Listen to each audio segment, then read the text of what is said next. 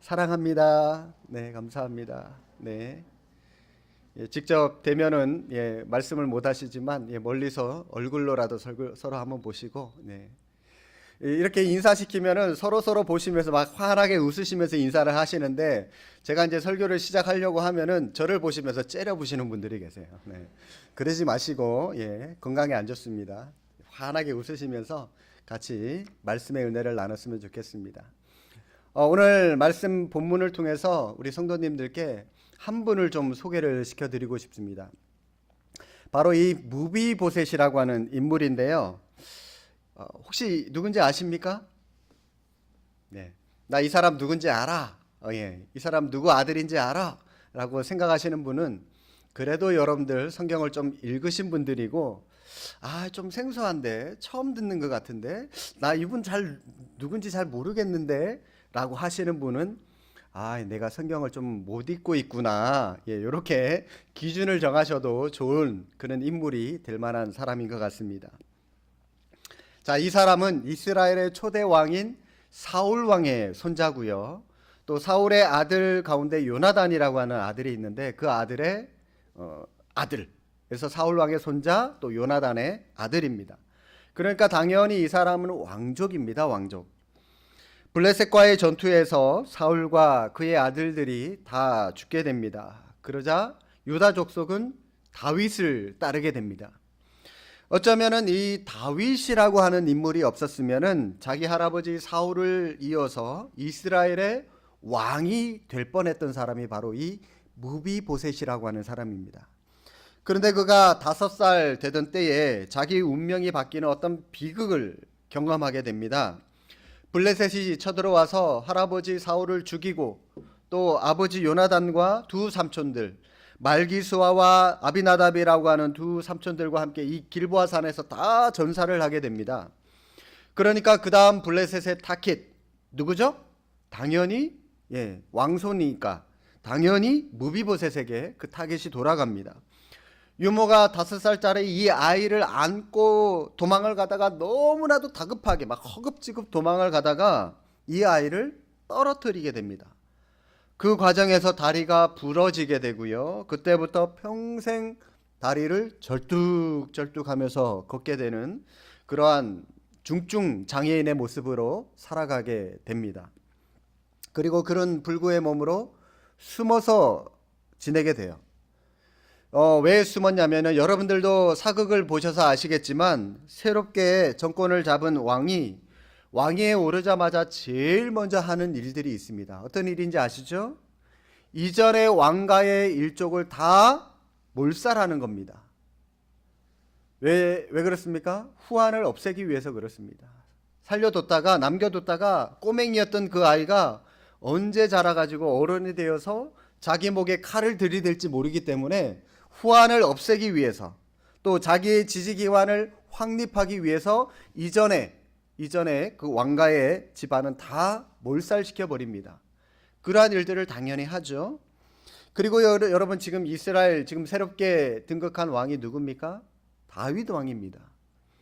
무비보셋 입장에서 한번 생각을 해보십시오. 지금 다윗 왕 누굽니까? 자신의 할아버지 사울에게 엄청나게 시달림을 당하고 괴롭힘을 당했던 사람이 바로 다윗이죠. 그러니까 이 유모가 무비보셋을 키우면서 어떤 말들을 제일 많이 했을까요? 왕자님, 우리 신분이 저 왕자라는 것, 사울 왕의 손자라고 하는 거, 저 또 다윗 왕 귀에 들어가면 안 돼요. 우리 신분이 노출되면 우리는 죽은 목숨과 마찬가지니까 항상 조심하셔야 돼요. 항상 긴장하셔야 돼요. 라고 하는 이 말을 여러분 제일 많이 듣지 않았을까요? 이 무비보셋의 신세를 한번 생각을 해 보십시오. 부모 없이 장애인의 모습으로 살아가는 것도 굉장히 비참할 텐데 자기의 목숨을 노리는 사람들에게 언제 밀고를 당할지 모르기 때문에 항상 긴장하면서 항상 불안 가운데 살아갈 수밖에 없었을 겁니다. 그런 불안함과 긴장됨과 그런 어려운 마음으로 이 땅을 살아가는 사람, 그런 마음으로 살아가는데 그 마음 가운데 어떻게 건강한 정상적인 자아를 가지고 그 사람이 살아갈 수가 있겠습니까? 그의 마음에는 늘 피해 의식이 있었고요. 좌절감이 있었고 분노가 있었고 열등감으로 똘똘 뭉쳐진 사람이 바로 이 무비보셋이라고 하는 사람이었습니다. 오늘 본문 8절 말씀 한번 보실까요? 무비보셋의 내면의 상처가 그대로 드러나는 말씀입니다. 8절, 그가 절하여 이르되 이 종이 무엇이기에 왕께서 죽은 개 같은 나를 돌아보시나이까. 다윗이 수소문을 내서 무비보셋을 자기 앞으로 데려오라고 하니까 그가 다윗 앞에 가자마자 제일 먼저 던진 말이 이 8절 이 말씀이에요. 그가 자기를 다윗에게 뭐라고 소개합니까? 죽은 뭐라고요? 죽은 멍멍이 같은, 제 얘기가 아니에요. 성경에 있습니다. 욕 아니니까 오해하지 마시고요. 무비보셋이 자기 자신을 지금 죽은 개 같은 존재다라고 지금 소개를 하고 있습니다. 이렇게 스스로를 죽은 개처럼 형편없이 생각하는 사람에게 무슨 희망이 있고 무슨 소망이 있겠습니까? 호흡이 붙어 있으니까 그냥 어쩔 수 없이 하루하루 그냥 겨우겨우 살아갈 뿐이지 그의 마음에는 늘 상하고 찢겨진 마음으로 똘똘 뭉쳐져 있었다라고 하는 거죠. 그런데 이렇게 너무나도 비참하게 몰락한 이 무비보셋에게 놀라운 일이 벌어졌습니다. 하루하루를 비관하면서 절망 속에서 소망도 없이 살아가는 그 삶, 이 무비보셋을 다윗 왕이 찾아내어서 그 사람을 죽여버린 것이 아니라 오히려 그를 세워주고 그를 거두어 주었습니다. 거두어 주었어요. 다윗이 이 무비보셋에게 베푼 두 가지 은총의 내용이 있습니다. 먼저는 물질적으로 보상을 해줍니다. 7절 하반절 말씀을 보십시오. 7절, 내가 내 할아버지 사울의 모든 밭을 다 내게 도로 주겠고, 이렇게 물질적으로 다 회복시켜줘요. 물질을 다 보상을 해줍니다. 그리고 또 그의 명예를 회복시켜줍니다. 계속해서 봅니다. 또 너는 항상 내 상에서 떡을 먹을지니라.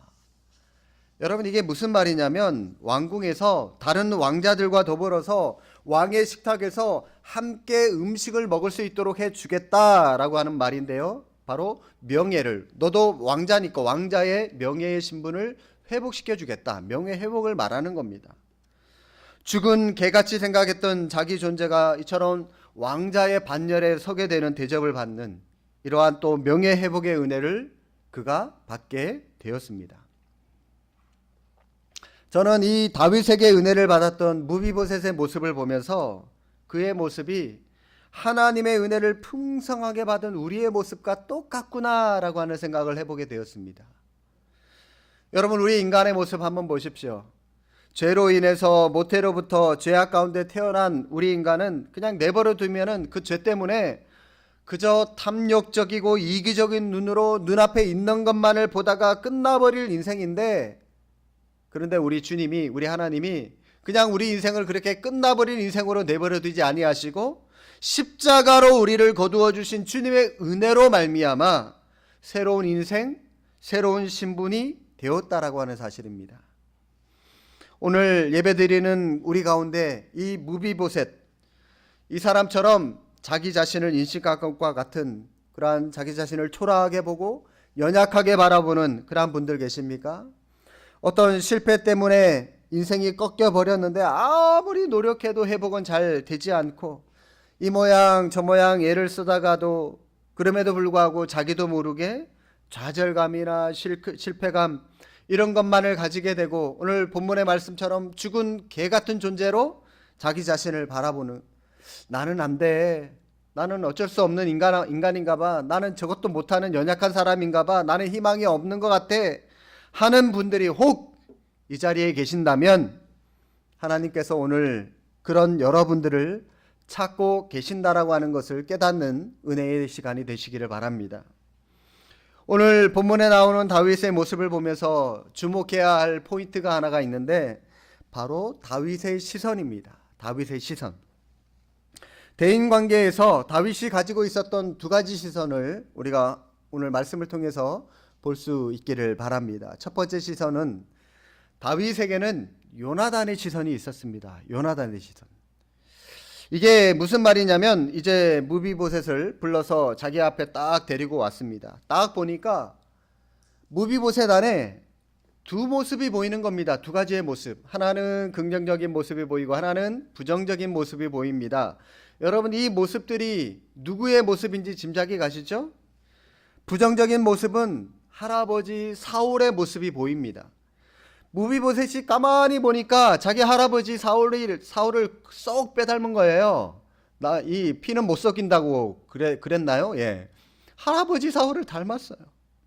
생각만 해도 자기 피를 거꾸로 섞게 만들었던 사울, 나를 그렇게 집요하게 괴롭혔던 그 인간, 나를 죽이지 못해서 그렇게도 안달났었던 그 못된 인간 사울의 모습이 무비보셋 안에 그대로 보이는 거예요. 그런가 하면 또 다른 한 시각 누구의 모습이 보일까요? 요나단. 예, 이 무비보셋의 아버지인 요나단의 얼굴이 또 이 아이의 얼굴에서 보이는 겁니다.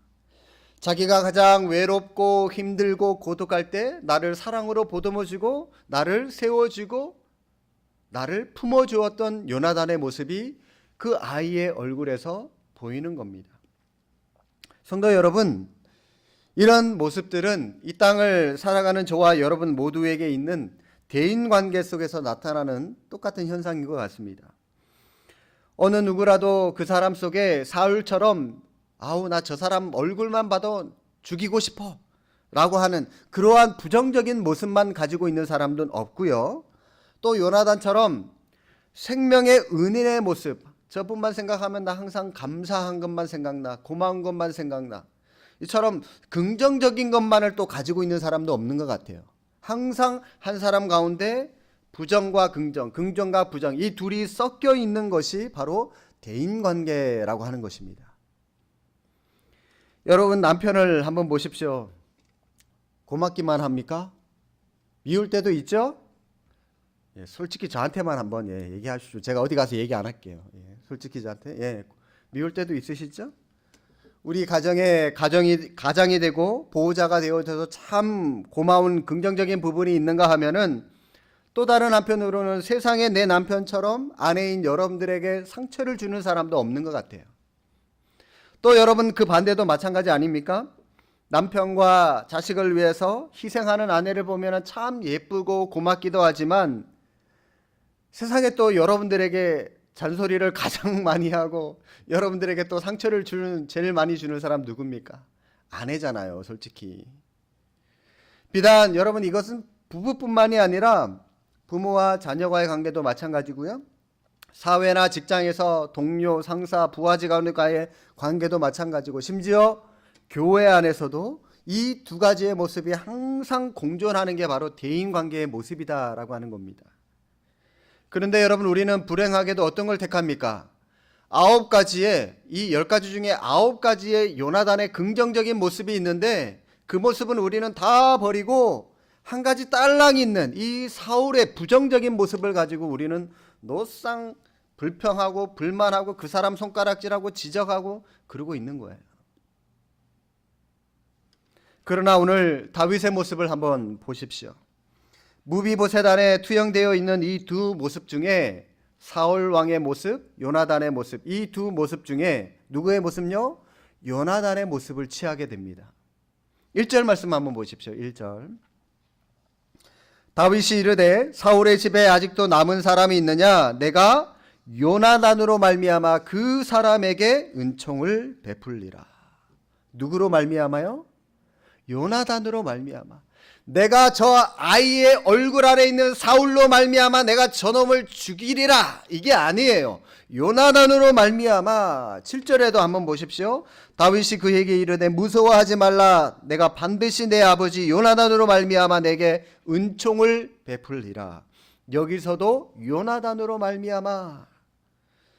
무비보셋을 보자마자 사울도 생각나고 이 요나단도 생각났는데 다윗은 사울의 얼굴은 버리고 요나단의 얼굴, 요나단의 시선으로 그 아이를 바라보았다라고 하는 겁니다.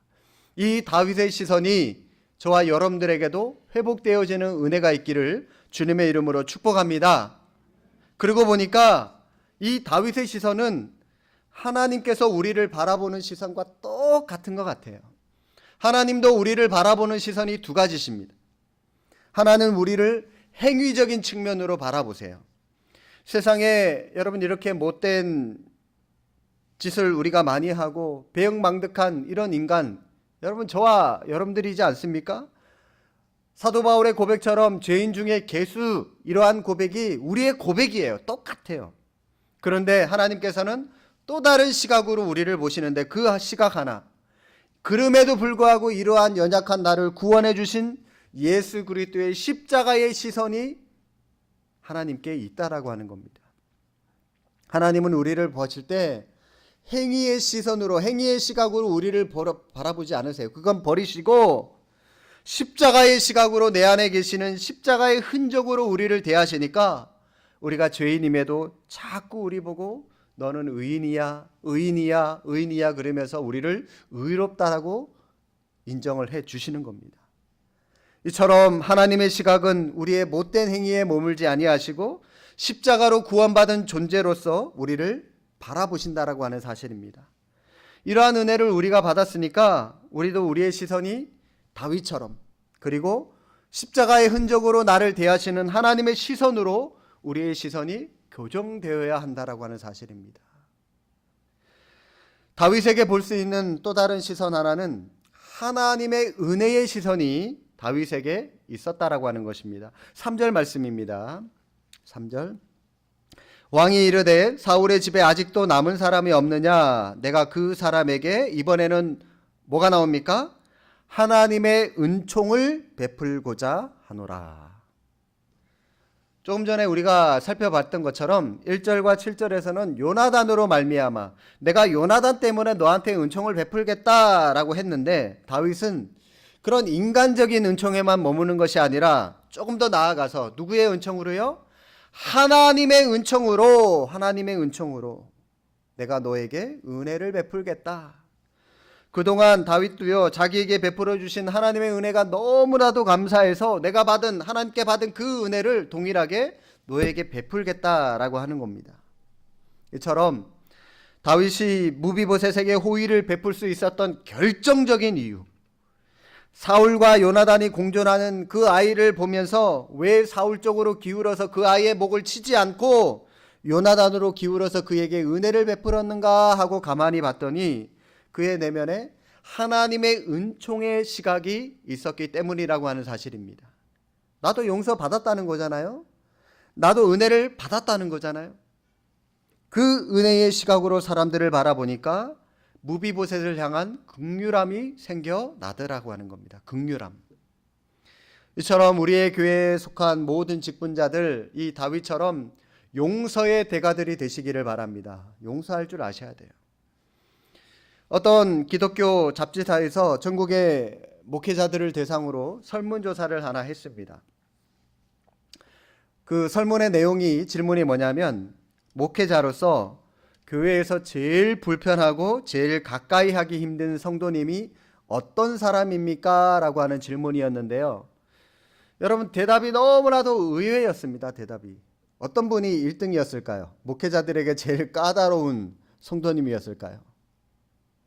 교회 잘 안 나오는 성도님?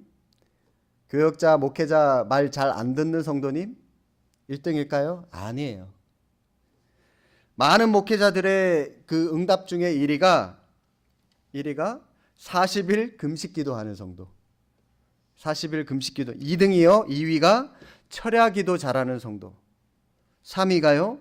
신학 공부한 성도. 이해가 되십니까, 여러분? 이런 결과가 나왔는데 너무나 뜻밖이더라고요. 목사님들에게 있어서 한번 생각해 보십시오.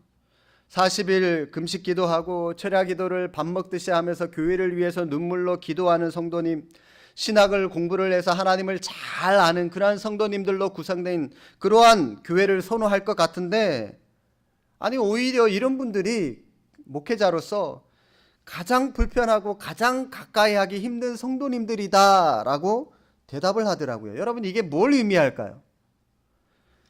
교회 성도님들이 영적인 민감함을 자기 자신에게 돌리지 않고 있다라고 하는 거죠.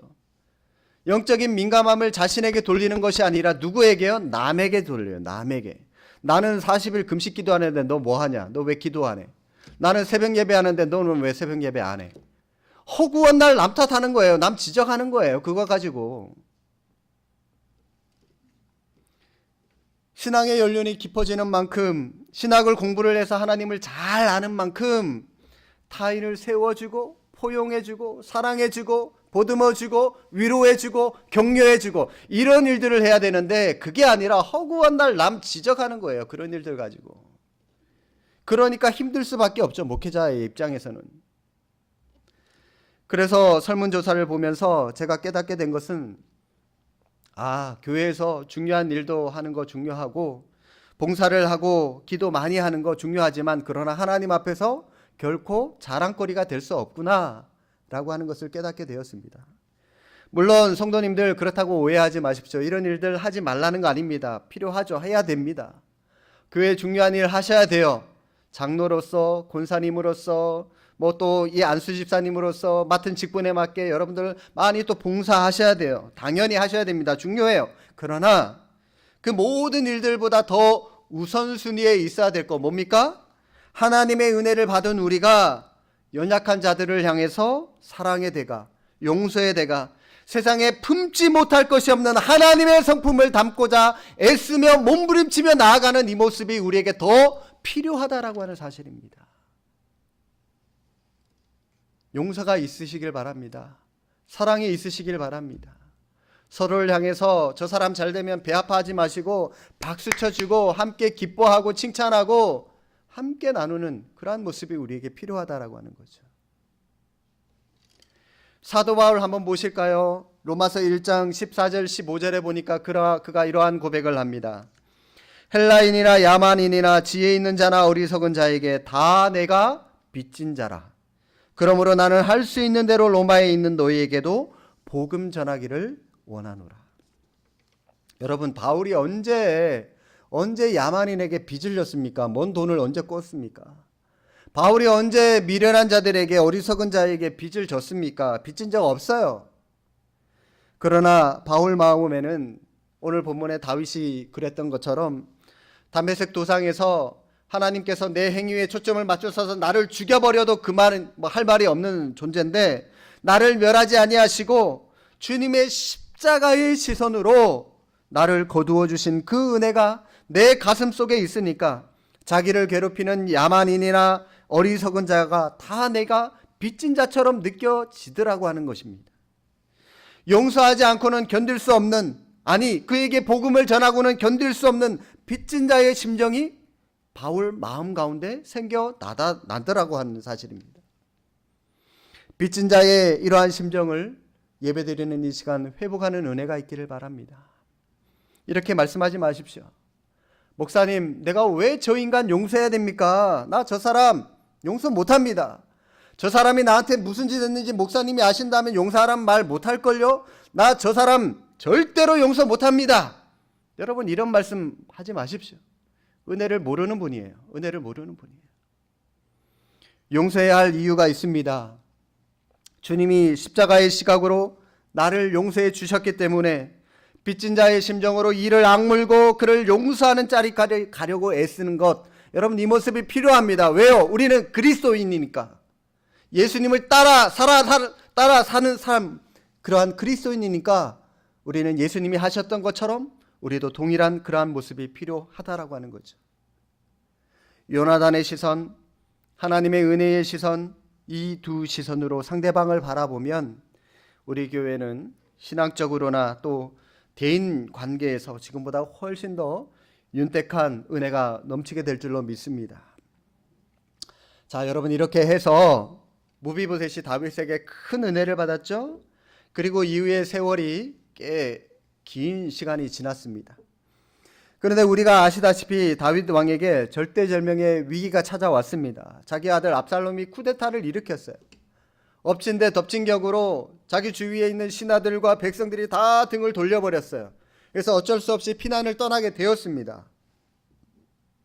예루살렘을 떠나서 피신을 하는 과정에서 이 무비보셋도, 그래, 왕이 피난을 가는데 내가 어떻게 나 혼자만 왕국에 머물러 있을 수 있겠어? 나도 왕을 따라가야지, 동고동락해야지 하고 준비를 하고 있는데 좋지 못한 일이 일어나게 됩니다. 시바라고 하는 이 무비보셋의 종이, 발음 조심하셔야 됩니다. 시바입니다. 시바라고 하는 이 종이 계략을 꾸며서 다윗을 찾아가서 모략을 합니다. 다윗을 속여요. 우리가 읽지는 않았지만 사무엘하 16장 3절에 보니까 잘 들어보십시오. 왕이 이르되 내 주인의 아들이 어디 있느냐 하니 시바가 왕께 아뢰되 예루살렘에 있는데 그가 말하기를 이스라엘 족속이 오늘 내 아버지의 나라를 내게 돌리리라 하나이다. 여러분, 이게 무슨 말인지 아시죠? 이 다윗 입장에서 이 말을 들었을 때 굉장히 충격적인 말이었을 겁니다. 그렇게 내가 저 아이를 불러서 죽이지도 않고 오히려 은혜를 베풀어 줬는데 지금 자기가 다윗이 쿠데타를 당해서 정권을 놓칠 상황이 되니까 무비보셋이 이제야 내 나라 내 민족을 이제야 회복할 때가 지금이다 라고 지금 그런 말을 하고 있다라고 하는 거예요. 거짓말이죠, 그죠? 시바가 꾸며낸 말입니다. 평상시 같으면은 자초지종이 불러다가 자초지종을 물어보고 조사를 했을 텐데 지금 다윗이 피난을 떠나는 마당이 워낙 다급하니까 그냥 그 자리에서 졸속으로 처분을 내려버립니다. 4절에 왕이 시바에게 이르되 무비보셋에게 있는 것이 다 네 것이다. 그 못된 놈 재산 압수해서 네가 다 가져가라. 그렇게 처분을 내려버려요. 이 일로 인해서 무비보셋 다윗이 피난을 가는데 함께 떠나가지 못합니다. 자, 여러분 반대로 무비보셋 입장을 한번 생각을 해 보십시오. 너무나도 황당하고 얼마나 억울하겠습니까? 자기는 그런 말 한 적이 없는데 저 못된 놈 시바의 이 종의 말만 거짓말만 믿고 그런 졸속 처분을 내려버린 다윗, 얼마나 다윗에게 마음이 상해버렸을까요? 그런데요, 이 무비보셋의 태도를 한번 보십시오. 쿠데타가 다 진압이 되고 예루살렘 성으로 이 다윗이 돌아왔습니다. 복귀를 했어요. 그때 다윗에게 보인 이 무비보셋의 모습을 보니까 사무엘하 19장 24절입니다. 제가 읽었습니다. 한번 잘 들어보십시오. 19장 24절에 사울의 손자 무비보셋이 내려와 왕을 맞으니 그는 왕이 떠난 날부터 평안히 돌아오는 날까지 그의 발을 맵시 내지 아니하며 그의 수염을 깎지 아니하며 옷을 빨지 아니하였더라. 쉽게 말해서 내 은인인 다윗 왕은 저렇게 피난을 떠나서 고생을 하고 있는데 어떻게 나만 두 발 편안히 뻗고 두 발 편안히 뻗고 나만 푹 쉴 수 있겠냐, 잘 수 있겠냐. 그러면서 수염도 깎지 않고 옷도 빨지 않고 왕이 떠나서 돌아올 때 그 모습 그대로 있는 거예요. 그냥 형편없는 모습 그대로 있는 거예요. 그 다음부터가 감동적인데 무비보셋이 이런 태도를 취하니까 다윗이 막 혼란스러운 거예요. 종의 말을 들어보면은 이놈 배은망덕한 놈인데 근데 지금 하고 있는 몰골을 보니까 그게 아니거든요. 막 혼란스러웁니다. 그러니까 어정쩡하게 판결을 내려버립니다. 29절에 내가 이르노니 너는 시바와 밭을 나누라. 재산을 또 반반 나눠 가져라. 또 그렇게 처분을 내립니다. 그랬더니 무비보셋이 30절에 놀라운 말을 합니다. 무비보셋이 왕께 아뢰되 내 주 왕께서 평안히 왕궁에 돌아오시게 되었으니 그로 그 전부를 차지하게 하옵소서. 자기를 섭섭하게 대했던 또 자기를 오해해서 대했던 자기를 내쳤었던 다윗에 대한 상처가 하나도 없어요. 이 말에 이렇게 왕만 돌아오셨으면 그만이라는 거예요. 자기는 재산 따위에는 연연하지 않는다는 겁니다.